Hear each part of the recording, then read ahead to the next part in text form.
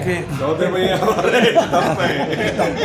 इसमें चार दो पैर राय। मांगे थे हमने जनता से, दो पहले दे दिए तो दो अब दे दिए। हमारी आशीष चौधरी जी हाँ हैं, जी। आयुषी बहन जी हैं, छोटे वाले भाई साहब हैं। जोशी जी दो शब्द कहिए, आपका यहाँ आए बोलते और गर्मी के हिसाब से शॉर्टकट में ही शॉर्टकट में ही जाए, कुछ भी हो, दो शब्द तो फिर भी बोलो। हाँ बोलेंगे कोई बात हमारे विधायक जी हैं अपने। वो बोल चुके हैं वो, अब आपकी बारी है, चौथे पहिए की बारी है, क्योंकि ऐसा है सारे पहिए पार्षद सारे नहीं। 9 पार्षद पूरे। होली का समय है और वैसे तो 12 तारीख से हम होली मना रहे हैं और आगे मनाते रहेंगे कुछ दिनों, क्योंकि भारतीय जनता पार्टी की तो जीत ही जीत है, खुशी का माहौल है।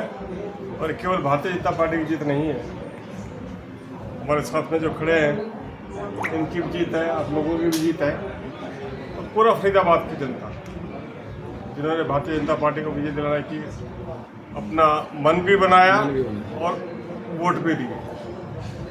उसके हिसाब से मैं समझ रहा हूँ कि हर तरफ खुशी का माहौल है। और इतना ही नहीं, पार्षद तो हमारे जीते हैं और खासकर मैं बधाई देना चाहूँगा हमारे विधायक जी को कि 9 के 9 पार्षद विधानसभा से रिकॉर्ड बनाए। इस पे आपको पता भी है, सब लोगों के रिकॉर्ड कई बने, सबसे ज़्यादा वोट यहीं से मिले, सबसे ज़्यादा वोट यहाँ से मिले, इस विधानसभा से पार्षद यहाँ से हुए और लोकसभा चुनाव में भी और उसके बाद विधानसभा चुनाव, उसके बाद ये चुनाव नगर निगम का चुनाव और इसके साथ ही एक रिकॉर्ड हरियाणा फरीदाबाद की जनता ने बना कर दिया है। किसी भी मेयर के चुनाव में अब तक जितने वोट पड़े थे, सबसे ज़्यादा वोट के परसेंटेज अब की बात, क्योंकि पहले गाजियाबाद का रिकॉर्ड था 2,87,000 का। अब पूरे भारत के अंदर फरीदाबाद की जनता ने भारतीय जनता पार्टी का विजय बना के एक रिकॉर्ड हाथ बनाया है, जो सबसे ऊंचा रिकॉर्ड है। और इसके अलावा एक और है, अब तक कहीं भी 69.2% से टोटल वोट का।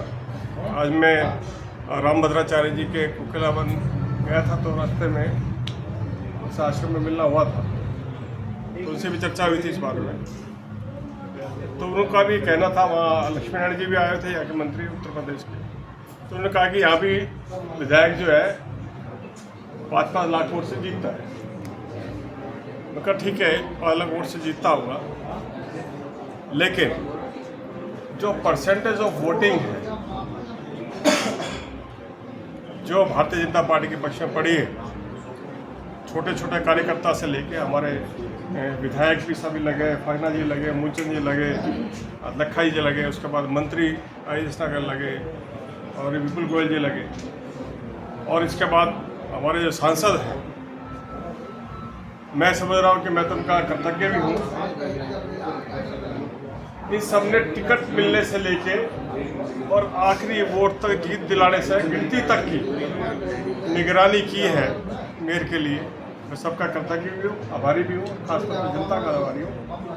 और ये Guinness book of world record में हो सकता है दर्ज हो जाए ये, क्योंकि 69.2% से अब तक हुई है, पूरे उसमें जीतनी हुई, सबसे बड़ी जीत। बड़ी जीत। जोशी जी, परसेंटेज के शपथ ग्रहण समय कोई निर्धारित हुआ है? शपथ जमानत जब अभी निर्धारित नहीं हुआ है, लेकिन मैं समझ रहा हूँ कि मैं आराम से चाहेंगे, शायद मेयर और पार्षद हमारे 26 या 27 को, 27 को नहीं तो 26 या 27 को शायद करें। 27 तक और सीनियर डिप्टी मेयर और डिप्टी मेयर जी 27 तक है सदन जो है, हाँ। उसके बाद ही करेंगे। जोशी जी 2 पद बचते हैं। 1994 के बाद जनता सीधा जो है पहले पार्षद चुनती थी और पार्षद जो है जाके मेयर और deputy mayor, senior deputy mayor के चुनाव होते थे पार्षदों के द्वारा। इस बार डायरेक्ट आपको चुन लिया, आपकी धर्मपत्नी को चुन लिया जनता ने मेयर, रिकॉर्ड में तक से जीते हैं। तो डिप्टी मेयर और सीनियर डिप्टी मेयर के लिए क्या कहेंगे? ऐसा है जी, भारतीय जनता पार्टी एक ऐसी पार्टी है जिसमें कार्यकर्ता, जो खारिज कार्यकर्ता है, उसको तवज्जो दी जाती है और पूरा संगठन मिल के चर्चा करके निर्णय करता है। आज के दिन मैं ये कहूँ कि कोई भी व्यक्ति ये कह दे कि मैं ये काम कर दूंगा या इस पे काम जी। और खासतौर पर चयन का मामला है, तो हमारा प्रदेश नेतृत्व भी है, केंद्रीय नेतृत्व भी है, सब अच्छा समझ के जो और अच्छा निर्णय रहेगा।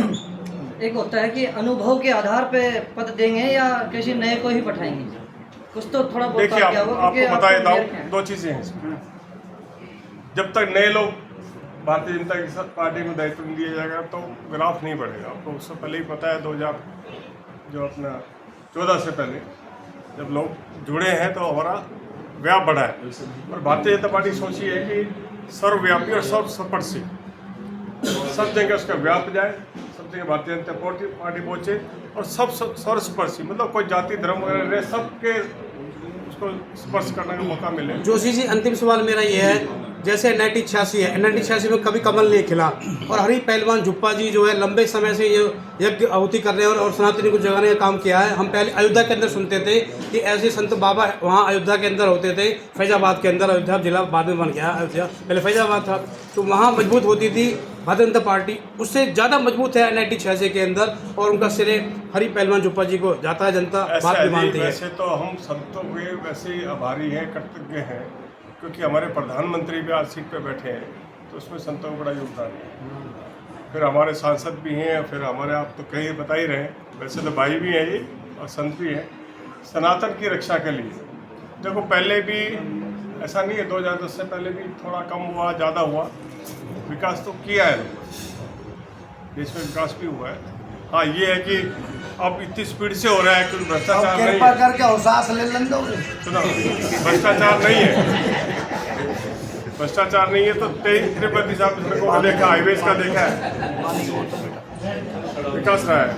लेकिन जो देश की आत्मा की जो पूंजी थी ना, जो सनातन को जो एक तरफ किया जाना था, उस पूंजी को भारतीय जनता पार्टी, उसके नेतृत्व ने, खासतौर पर मोदी जी ने, योगी जी जैसे नेतृत्व ने, अमित शाह जी से, उसने मतलब भारत की मतलब संस्कृति और विकास के साथ संस्कृति के विकास में जो हमारे संस्कार रहे हैं, उनका संस्कृति का विकास भी हुआ है।